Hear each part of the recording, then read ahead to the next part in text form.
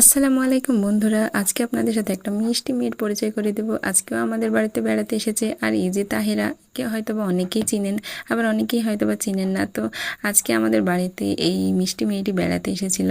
তো ও এত মিষ্টি কি বলবো, ও বাইরে বেড়াচ্ছিল আমার সাথে, যেহেতু ওরা শহরে থাকে সেজন্য আসলে গ্রাম খুব একটা দেখতে পায় না।